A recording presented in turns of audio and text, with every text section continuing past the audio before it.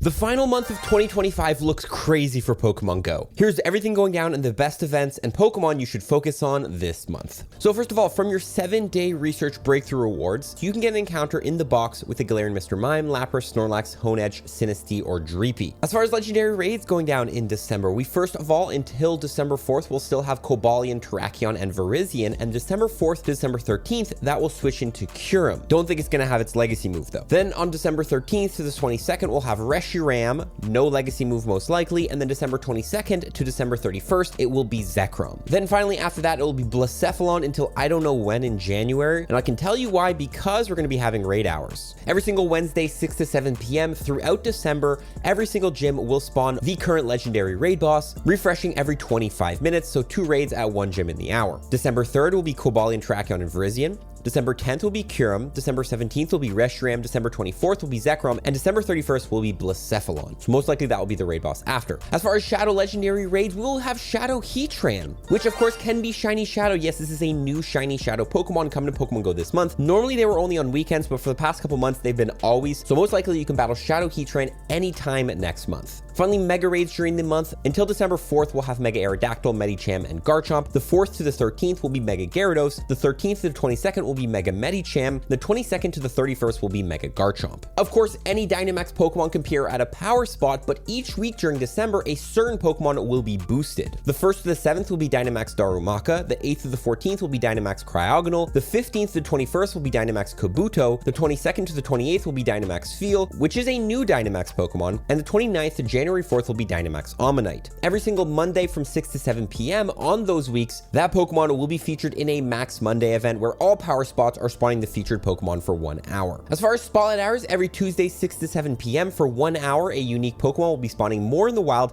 and will have a unique event bonus. The spotlight hours for the month are starting off with December 2nd, Cranidos with 2 times transfer candy. December 9th will be Shieldon with 2 times catch XP. December 16th will be Mienfoo with 2 times catch candy. December 23rd will be Seal with 2 times Evolve XP, and December 30th will be Delibird with 2 times catch Stardust. Delibird gets you 500 Stardust per catch, so each Delibird during the spotlight hour will get you 1000 base Stardust. That is huge. Finally, other events going down in December, we have the Road to Paldea event, December 2nd to December 9th. This event will feature the Salt Rock Pokemon Nacli and their evolutions, as well as boosted shiny outs on Shiny Larvitar and Bagon. Then the Go Battle Week is going to be happening December 4th to December 8th, a 5-day PvP event where you can do 100 battles each day, get 4 times Stardust on your win rewards, and free time research gets you the Avatar shoes inspired by Grusha. Also, there's going to be no IV floor on GBL reward Pokemon, and you'll be able to remove frustration on Shadow Pokemon during this week. Great event to start the GBL season if you want to get ahead. The Well Armed event is going to be December 11th to the 16th, most likely featuring some sort of fighting type Pokemon. Could be seeing Clobopus, which is a new Pokemon leaked for the new season coming. Then we'll have the Max Battle Day, December 14th. Most likely it's going to feature Gigantamax Snorlax or Gigantamax Meowth based on the season trailer video. Then the Winter Holiday event Part 1, our yearly event, December 18th to the 24th, helping celebrate the holidays. Part 1 usually includes a new Pokemon or new shiny Pokemon, so we could be seeing Ice Cube come to Pokemon Go, maybe a shiny Snom or something new. Then Research Day on Saturday, December 20th will be coming. It has been leaked that this will be a Celestial Research Day, so don't know what that's going to mean, but we will have 1 in 10 shiny odds for Pokemon from field research tasks. Then the Winter Holiday event Part 2 from December 24th to December 29th. This most likely will be featuring costume Pokemon like all Winter Holiday Part 2 events, featuring the new costume Sudowoodo and the costume Chargabug. Mystic 7 will probably be losing his mind over the Sudowoodo costume. We then have the Winter Weekend, December 27th and 28th, a mini event coming. Could be a mini raid weekend. We could be getting boosted trade bonuses. I don't know what's going to be going down with this event, but a little holiday event. Finally, the New Year's 2026 event, December 31st to January 4th. No info on this, but most likely Blacephalon will be, of course, the raid boss during this event, and we'll probably get some new costume Pokemon. This is actually going to be a big event because 2026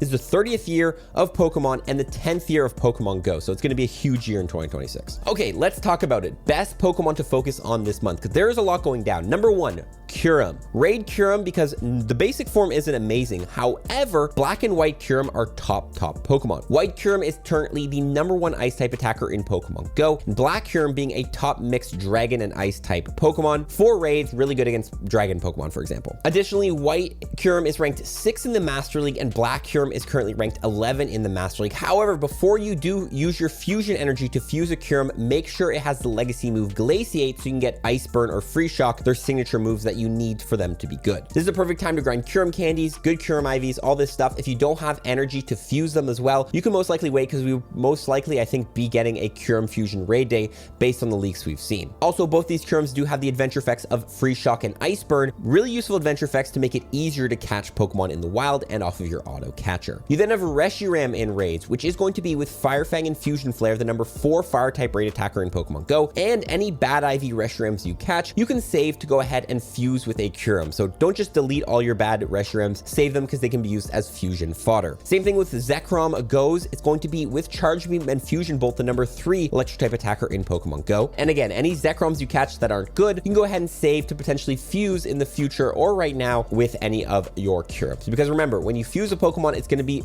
all the IVs and the shinies and all that stuff is going to be based on the Kyurem, not on the Reshiram or Zekrom. You then have in the Mega Raids, Mega Gyarados. You're probably sick of seeing this Pokemon. However, with Bite and Crunch, it's the number 13 Dark type attacker in Pokemon Go. And with Waterfall and Hydro Pump, the number 5 Water type attacker in Pokemon Go. Mega Gyarados is also a top Mega Pokemon for the Mega Master League, which will be coming back at the end of this season. We then have Mega Garchomp, which with Mud Power and Earth Power is the number 2 Ground type attacker in Pokemon Go, and with Dragon Tail and Breaking Swipe, the number 3 Dragon type attacker in Pokemon Go. Finally, Shadow Heatran with Fire Spin and Magma Storm is the number 3 Fire type raid attacker currently in Pokemon Go. As far as Dynamax Pokemon we can focus on, well, there's a couple good ones this month actually. Dynamax Darumaka, which Dynamax Darmanitan with Max Flare is the 3rd best Fire type max attacker in the game. We then have Dynamax Feel, which is a new Dynamax Ice attacker. Dynamax Walrein, its evolution, will be the number 4 Ice type max attacker currently in the game. If you have a Dynamax Glaceon or Gigantamax Lapras, you can probably skip this, but if you don't have any good Dynamax Ice attackers, this is a good opportunity,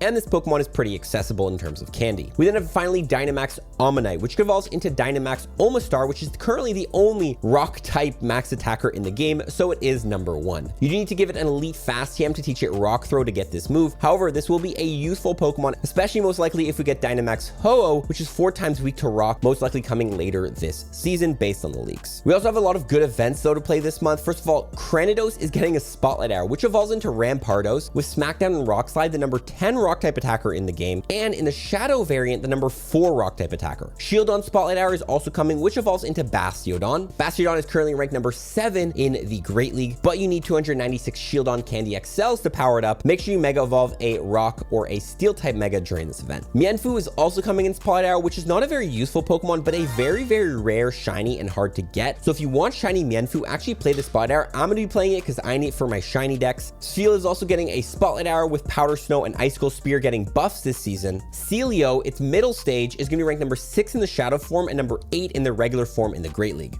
Walrein will then be ranked 56 in the Great League, 107 in the Shadow form, ranked 19 in the Ultra League, and 20 in the Shadow form in the Ultra League. Delibird is finally getting a Spotlight Arrow, which is the number 1 event to farm Stardust here. Every Delibird you catch during this 2x Stardust Spotlight Arrow will get you 1,000 Stardust, 1,500 on a star piece, and if it's snowy weather boosted, you'll get 1,875 per Delibird you catch. If you're level 72, you need to earn 1 million Stardust. This is the event to play. If you just need Stardust, this is the event to play. Definitely mark that one down on your calendars.